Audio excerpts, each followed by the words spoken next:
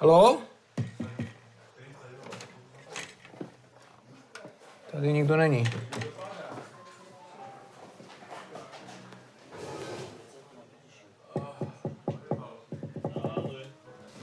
Chlapci, poďte pomaly, prosím vás. Nahrávame teraz 2 CD Matúš Jakabšic CZSK Big Band a vlastne ja nahrávam po vyše 12, a vlastne asi 13 rokoch skoro.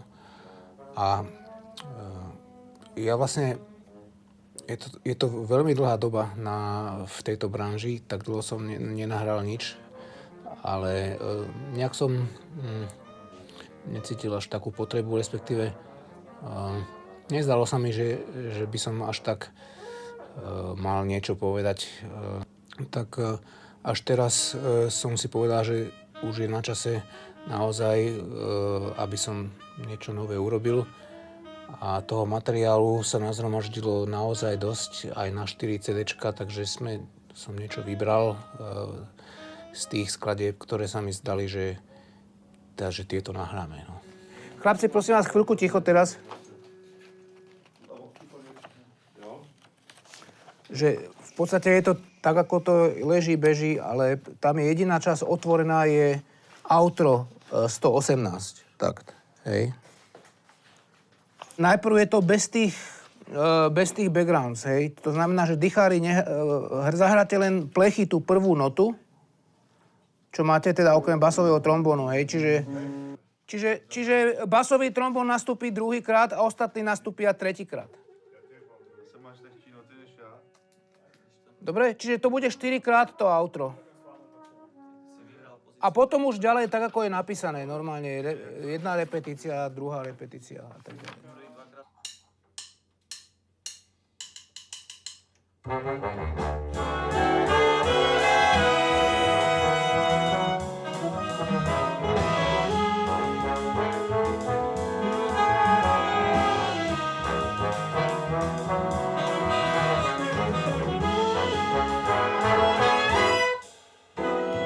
Jedna zo skladieb, ktorú som zaradil dnes, tak som vyslovene myslel na Ondřeja Štveračka, saxofonistu, že tomu bude sedieť, alebo som myslel na Ďura Bartoša trebárs, že presne som vedel, že tú skladbu, že budem nahrávať s ním, že spolu budeme hrať tú melódiu napríklad. Takže často myslím na konkrétnych hudobníkov, to je pravda, ale zase na druhej strane málo kedy človek má ten luxus, že môže neustále spolupracovať s tými ľuďmi, s ktorými by chcel. Takže tá hudba je zasa prenositeľná. Nie je viazaná úplne presne na tých konkrétnych interpretov, ale niektoré skladby teda som vyslovene zaradil včera, predvčerom a dnes z toho dôvodu, že som myslel na tých konkrétnych ľudí teda.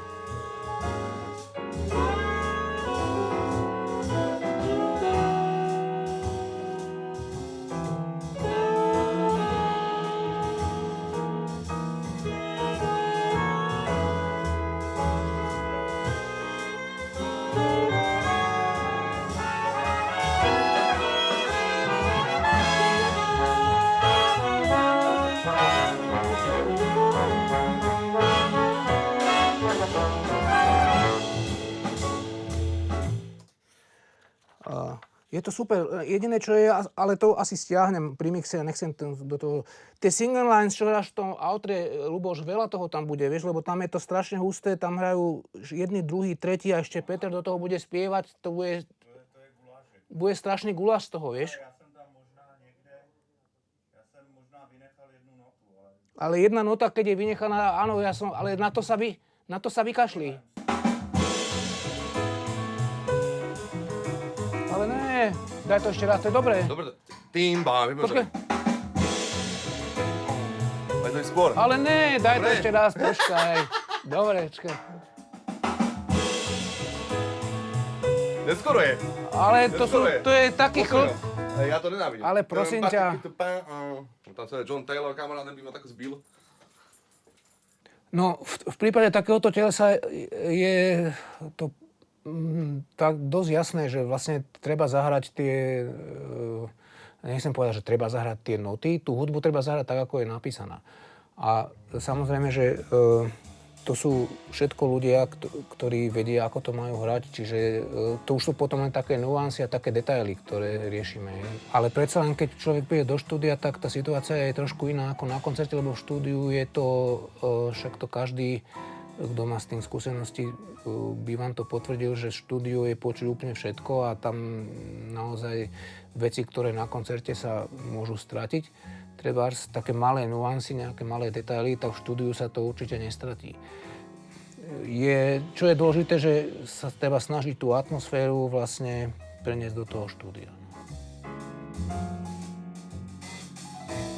Martin Valihora ma oslovil na One Day Jazz Festival ešte asi pred 2, alebo myslím, že 3 rokmi, alebo 2. S tým, že či by som nespracoval pre Petra Lipu tú Prosperitu. To je vlastne známa pesnička z jeho repertoáru, kde autorom je Peter Lipa, Andrej Šeban a autorom textu je Milan Lasica. A vtedy to bolo pre symfonický orchester a rytmickú skupinu. Ja som to vtedy urobil a mal som pocit, že to je celkom, sa to stretlo ako s porozumením. Tak ja som si povedal, že vlastne adaptujem to ešte potom na jazzový orchester, na Big Band. Čiže vychádzal som primárne z toho spracovania, ktoré som robil vtedy pre symfonický orchester a to som potom upravil pre Big Band.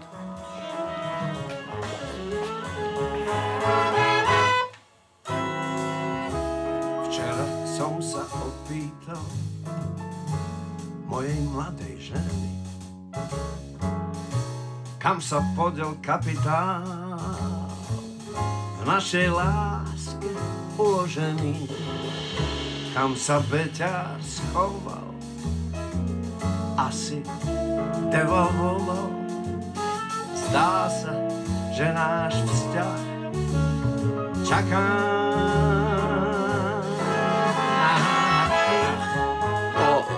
Zbaviť sa toho neviem, čo bol originál, lebo ja to mám tak zažité a zafixované, že žijem stále v tomto, no, ale tu sú momenty, kde musím ináč, keď ten prvý stred napríklad, kde akože na 4 to naraz začnete ťahať, tak tam som musel začať ináč frázovať a swingovať som musel začať, čo bežne nerobím v tejto pesničke, lebo pri tom, ako to ja hrávam a ako sme to nahrali, tak tam sa to nevyžaduje. Čiže chce to aj trošku zmenu feelingu a počúvať to aranžmá krásne. Ako vidí, tak si nás vybral. Tie zásahy sú pomerne značné, ale vlastne o tom, to je pre mňa to zaujímavé, že ináč by som to asi nerobil. No. Tak, a ja si myslím, že aj Peter že to rád spieva aj v tejto úprave a vlastne keď som ho oslovil s tým, že či by súhlasil s tým, že by sme toto zaradili sem, tak on povedal, že samozrejme, že áno a tak to bolo, že ešte aj to je ďalšie šťastie, že aj on mohol zrovna tieto termíny. No tak naozaj 17 ľudí, čo sa týka kapely a teda 18 ľudí dokopy, 18 hudobníkov aj s Petrom a ešte aj to, že toto štúdio zrovna bolo voľné, naozaj to bolo šťastie vlastne. Čiže môžem hovoriť o šťastí, že sa to teraz takto podarilo.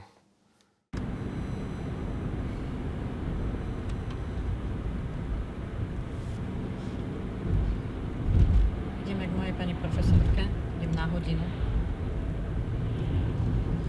Pretože keď sa učím nové veci, tak je veľmi dobré mať ešte ďalšie ucho, ktoré to aj počuje a nespoliehať sa len sama na seba. Takže idem za prvkou, ktorá mi väčšinou aj dáva návody na použitie rôznych postráv. Pani profesorka! Dobrý deň. Ahoj. Ahoj. Nech sa páči. Ďakujem. Páči. Tie prvé by som bola radšej, keby boli pekné. Ale hlavne nepustím po tom vrchnom. No. Nepustím to niekde do úst. Veď tam dostala som to do najvyššieho bodu, do toho najkrajšieho a tam to zaspievam. Nie je to di. Nech sú tie spoluhlásky z rezonancií. To bolo v Rožňove pod Drahoštem na speváckých kurzoch letných. Tam sa prihlásila Linda, to som ju ešte nepoznala, ale chodila už k mojej dcere na konzervatórium. Tak sme tam boli spolu, aj s mojou dcerou, aj s ňou. A tam ešte som si nemyslela o tom, Boh vie čo. Lebo aj bola rozcestovaná, každý deň chodila, cestovala, ostatní tam boli a ona väčšine len prišla unavená, zmoknutá a tak. Takže to bolo prvé stretnutie. No a potom som ju sledovala, keď študovala na konzervatóriu. Potom už, keď si skončila školu, tak si prišla na vysokú a to si prišla ku mne. No ja som nemala nejakú veľkú robotu, lebo ona už keď končila, už spievala veľmi dobre, aj prijímacie skúšky na vysokej spravila výborne. Mne sa s ňou výborne potom už robilo. Ona je mimoriadne muzikálna, rýchle sa učí a pripravená väčšine, keď treba, tak proste je pripravená. Ja tu nedýcham, pán Grcek, ja mi dýcham až tu z Áno, ale ja nesmiem cítiť, že nemáš dých. No, potom ti to priznám. Pôjdem od Levársy, hej? Áno. Ja keď minule, teda neviem koľko je to už rokov, keď si spievala Nedu v Poľsku, ja som vtedy až nechápala. Lebo to bola nová rola, ona ju dostala, čo ja viem, 2 týždne, 3 týždne predtým, než išla do Poľska a s úspechom výborne ju zaspievala. To je ťažká rola, to nie je žiadna ľahká rola. A v cudzom prostredí a veľmi rýchle. Tak v tomto ju obdivujem. A v tom som presvedčená, že aj dirigenti a režiséri ju práve preto berú, lebo je v nej istota. Teraz idem na skúšku do Brnenského divadla, pretože večer nás čaká zahajovací koncert sezóny. Tak si idem trošku zašantiť pred divadlo a do divadla.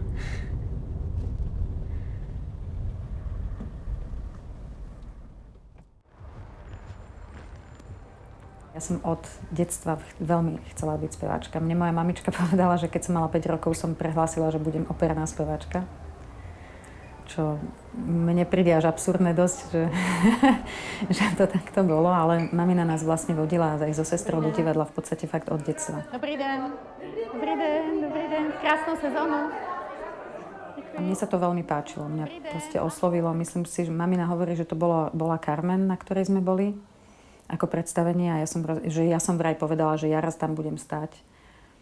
A to som mala fakt 5 rokov. Potom som mala veľké šťastie aj na moju učiteľku na základnej umeleckej škole, lebo ona ma viedla k láske k hudbe. Lebo o tom vlastne by malo to aj celé na tej zúške byť, že viesť človeka k láske k hudbe. Už či sa tomu bude venovať profesionálne, alebo nie, to je druhá vec. Takže Ľubica Halová sa volá. Ona ma vlastne priviedla k ďalším rôznym možnostiam. Spievala som v zboroch. Počula som veľa krásnej hudby, ku ktorej by som sa asi nedostala. A vlastne potom tak automaticky, keď som chcela ísť na konzervatórium po základnej škole, tak povedala aj ona ako učiteľka, že nie. Nech idem najprv na gymnázium, nech si spravím všeobecné vzdelanie a že potom, keď ma to stále neprejde, takže nech idem pokračovať ďalej. A mňa to neprešlo.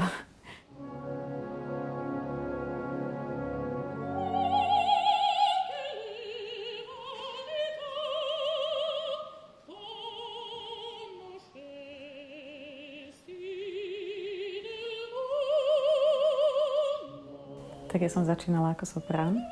Úplne na začiatku som bola soprán. Aj u prvej profesorky na konzervatóriu som bola soprán. Lenže nevedela som o technike spievania nič. A keď prišla Dagmar Livorová, moja prvá profesorka reálna na konzervatóriu, tak mi povedala, že mezzosoprán. Lebo vlastne ona mi potrebovala vybudovať nejakým spôsobom techniku, dých, strednú polohu a všetko. Vlastne celé úplne, že od základov, od nuly. Vlastne pre výkon tohto povolania, ktoré robím, je dôležitá tá technika.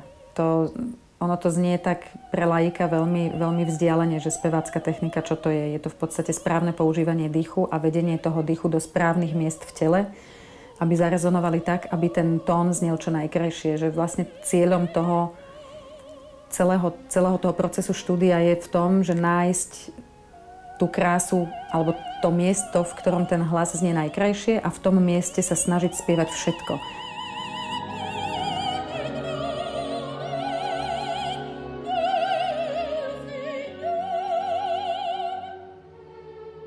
Keď som bola v Nemecku, v Aachene, keď som tam pôsobila vlastne prvý rok, tak mi jedného dňa len zazvonil telefón z nejaký človek, ktorého ja som nepoznala, ale rozprával po slovensky, že ma oslovujú na projekt v spolupráca s pánom Jose Curom. A ja som zostala taká dosť z toho zaskočená, že či si náhodou nepomýlili telefónne čísla. Ale že nie a nakoniec z toho vysvetlo to počas toho telefonátu, že mne ten pán z tej agentúry povedal, že Jose Cura si vybral mňa konkrétne. Čo ma zaskočilo, pretože som si nebola vedomá toho, že by vedel, kto vôbec som a že existuje na tomto mieste niekto, ale oni mali vlastne plán, že on zaspieva na Slovensku a on chcel, že s niekým zo Slovenska a zároveň chcel niekoho, kto nie je ešte dostatočne známy alebo slávny, ale chcel proste ukázať nejaký mladý talent.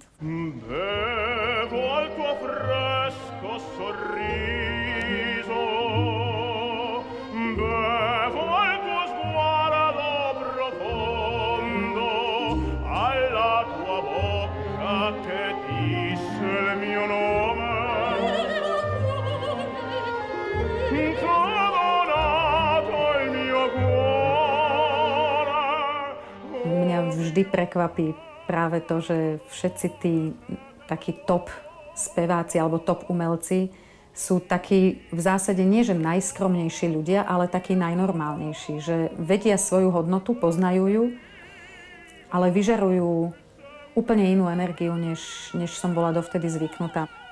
A tá spolupráca bola veľmi prínosná pre mňa. Veľa som sa naučila.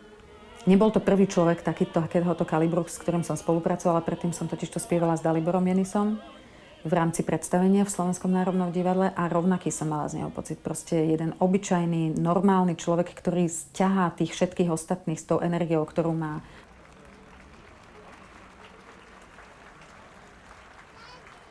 Brno je pre mňa moje v podstate ako keby domovské divadlo. Je to kvôli tomu, že sa tu cítim veľmi dobre. Za prvé, že kolektív ľudí je tu úžasný, podporujúci.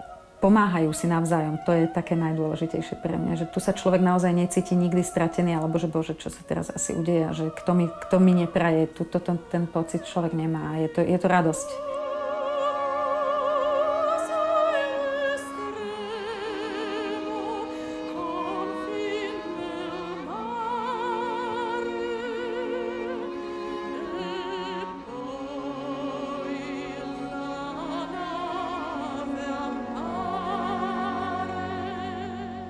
Linda je specifická v tom, jak je oddaná té práci.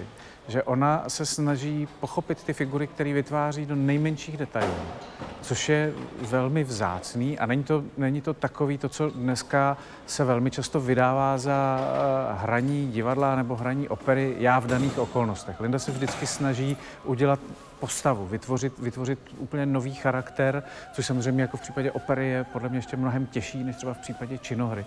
A to si myslím, že je velký dar, že tohle Linda má a umí se proměnit z křehký dívenky, která je o 10-15 let mladší než je ona, v nádhernou, zralou, sebevědomou ženu v podstatě lusknutím prstu. Má v sobě strašný množství poloh a proto si myslím, že jako je pro každého režiséra dar s takovouhle umělkyní pracovat.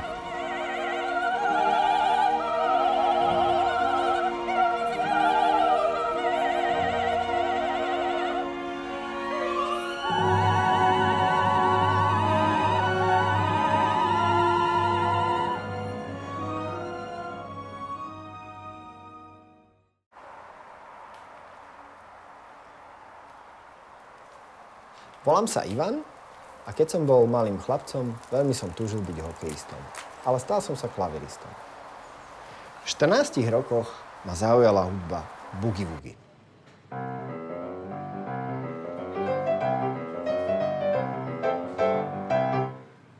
Keď som bol starší, na vysokej škole, sa mi páčila hudba Maurice Ravela.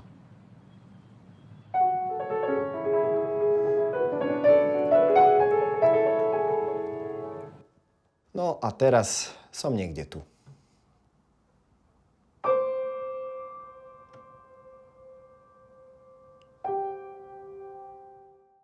Ja keď som skončil študovať na základnej umeleckej škole, začal som študovať na VŠMU, tak som v podstate nikdy nestratil kontakt so základnou umeleckou školou a s učiteľmi, ktorí učia na základnej umeleckej škole.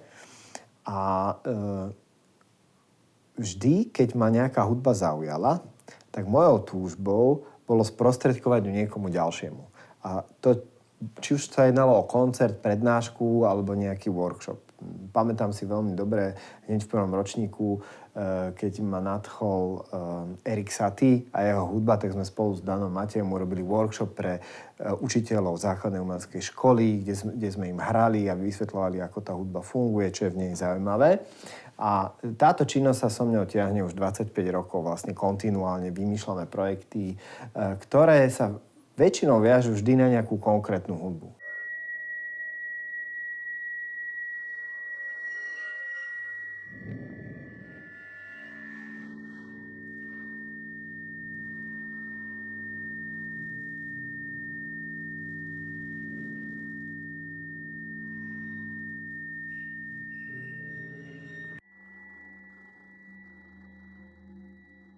No a druhá cieľová skupina je to úplne nový projekt, z ktorého som nadšený a dúfam, že bude tiež pokračovať ďalších 25 rokov, aspoň teraz to tak vnímam. Sú filmy, ktoré sú určené pre stredoškolákov a možno pre druhý stupeň základnej školy. A opäť je to tá potreba sprostredkovať zážitok z hudby, ktorá mne je blízka a ktorá ma doslova fascinuje. Sú to také mini portréty skladateľov súčasnej hudby a hudby 20. storočia, ktoré mená ako John Cage, Milan Adamčiak, ktoré sú na strednej škole alebo na základnej škole neznáme. V podstate aj pre žiakov a asi aj pre učiteľov. A tým prapodstatným zámerom filmov je vyvolať diskusiu vlastne medzi pedagógom a žiakom. Ja verím, že samotné filmy vzbudia hlavne otázky, o ktorých sa budú môcť rozprávať. Čo je to umenie? Prečo takto tvoril Adamčiak? Prečo Cage používal vaňu vo svojej skladbe? Je to hudba? Je to ešte umenie? Alebo to už nie je umenie?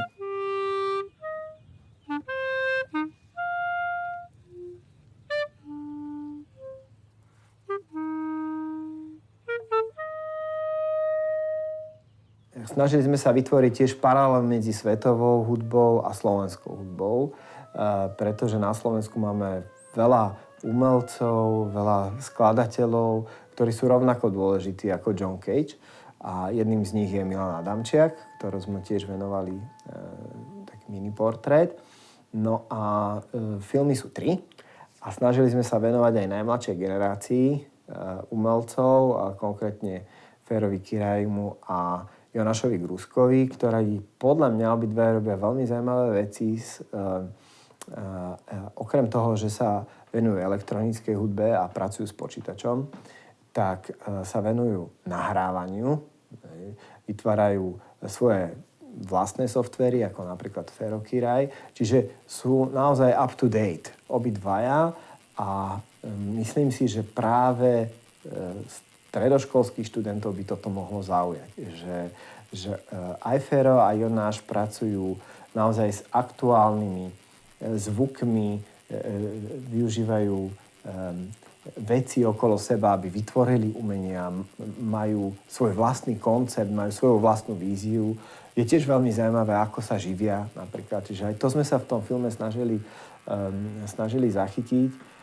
Čiže opäť verím, že to vyvolá otázky, čo je to súčasné umenie, ako sa môže vytvárať. Ideálne by bolo, keby študentov a žiakov motivovalo aj k vlastnej tvorbe.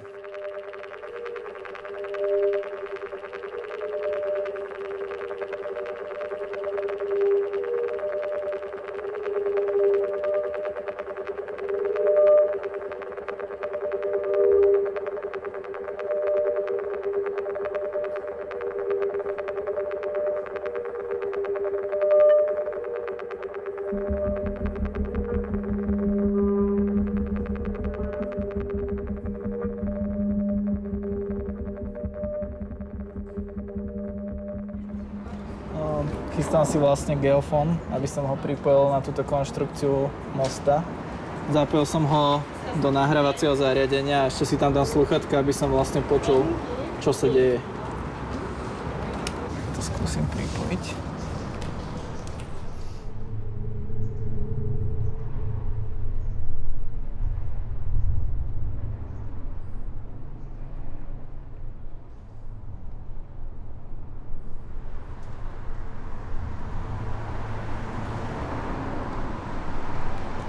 To je také basové.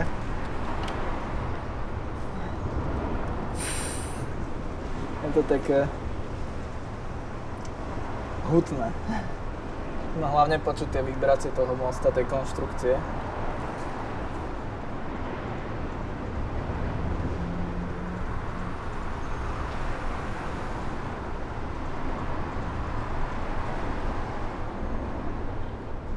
Ideálne by bolo, keby študentov a žiakov motivovalo aj k vlastnej tvorbe. Pretože vo filmoch sú ukázané nejaké základné princípy, ako tvoril Milan Adamčiak, ako tvoril John Cage. A pokiaľ